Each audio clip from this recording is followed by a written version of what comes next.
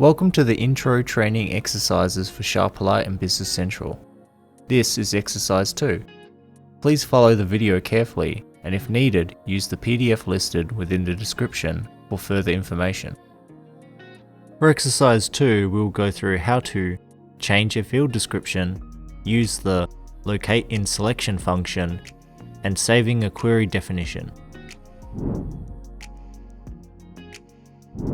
In Query Builder, you can change your descriptions for your filters and outputs. When you are building queries, you do not necessarily always want the default descriptions.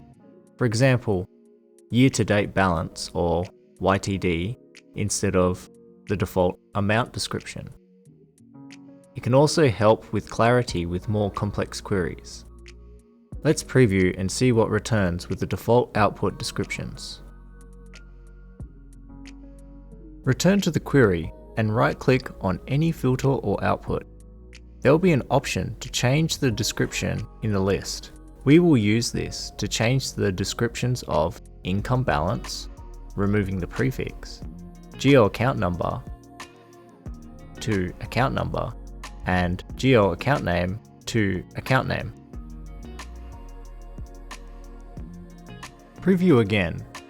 You should see the output descriptions have updated.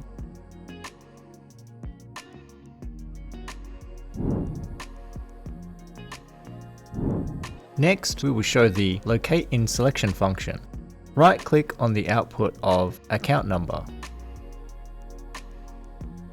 In the list, select locate in selection. This will highlight the field in the selection pane that you are inspecting. This can be useful checking an output or filter that you have forgotten which selection field it comes from.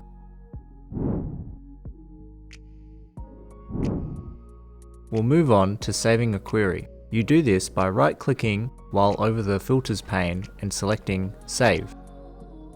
Name your query definition something like Business Central Exercise 2.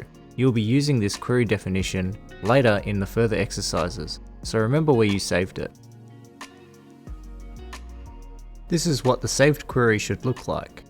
Its file extension is .qry. This now concludes training for exercise 2 for Business Central. For more information and in-depth explanations, please refer back to the training PDF.